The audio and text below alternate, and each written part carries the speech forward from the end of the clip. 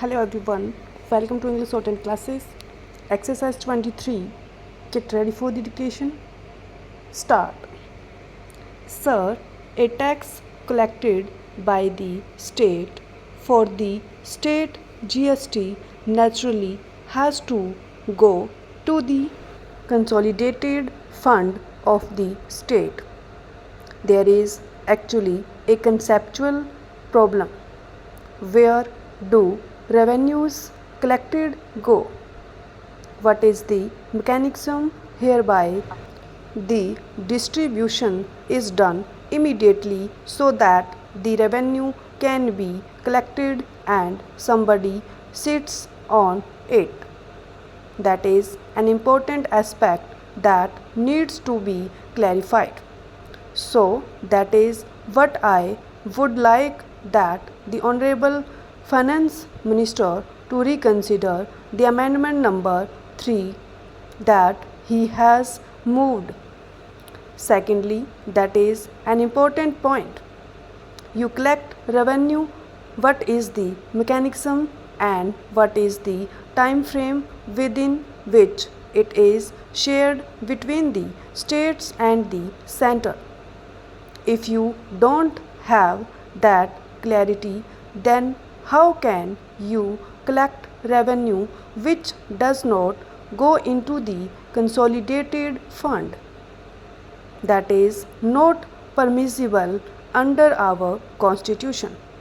That cannot remain in vacuum hanging somewhere that amount.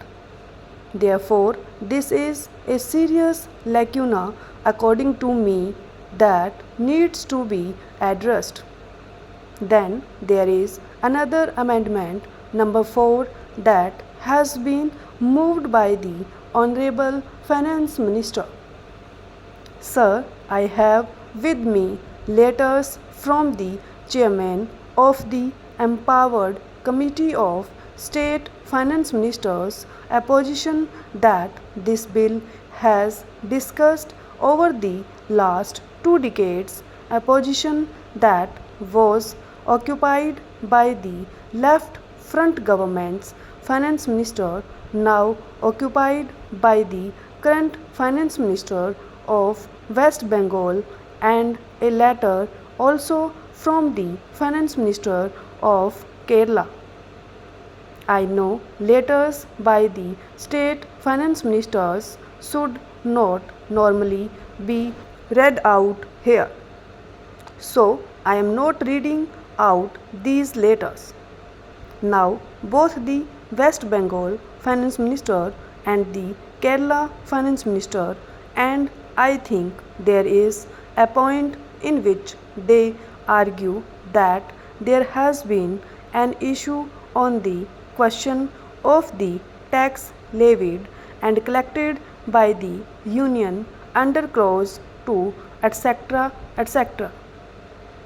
This is the newly proposed amendment under the same amendment number 4 of the finance minister to clause 10, whereby this amendment, I am informed, has not been discussed in the last empowered committee meeting of the state finance ministers, and it goes against the decision of the empowered committee of 2014, where it was decided that the residual amount in the IGST shall be shared with the states as per the Finance Commission's formula formulated during financial years.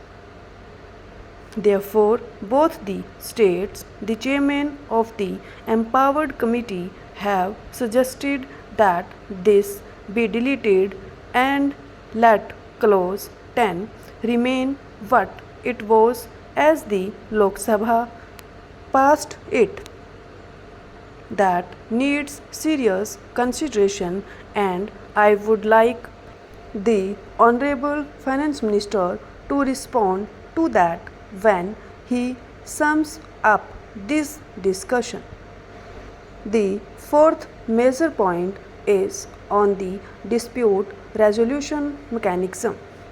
Right now, it appears that it is left to the GST Council. They will work out a mechanism. I think a greater thought must be given to that.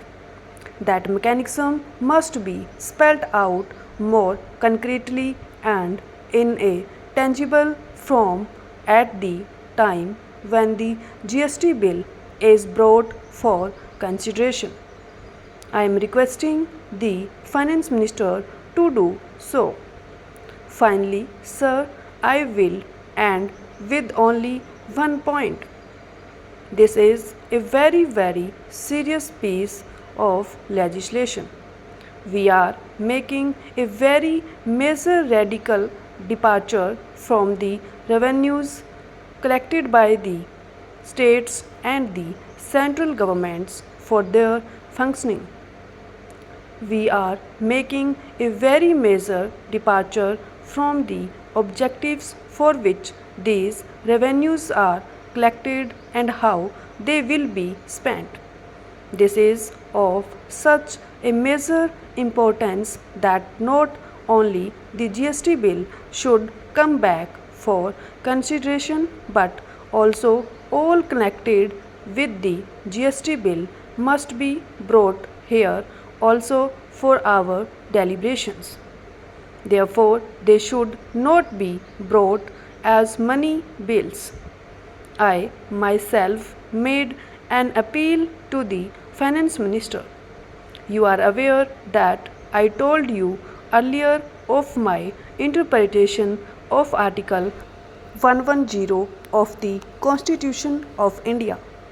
It is a non-legal, non-lawyer, common sense interpretation. Article 110 within bracket 1 says what are the items that constitute a money bill. Article 110 within bracket 2, Article 110 within bracket 3 states that in the case of a dispute, the decision of the Speaker of Lok Sabha will be final. Common sense interpretation is that the matters under adjudication of the Honorable Speaker of Lok Sabha are matters that are not mentioned either in Article 110 within bracket 1 or Article 110 within bracket 2. Only then Article 110 within bracket 3 should come into operation. But now what is happening? Article 110(3) is coming into operation for matters listed in Article 110 1 and 2. I think that is wrong.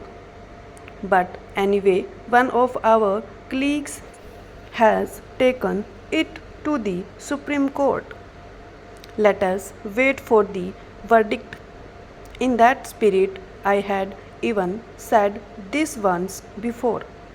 It means that in our indiscretion or hangover from the colonial rule, be correct now. Stop.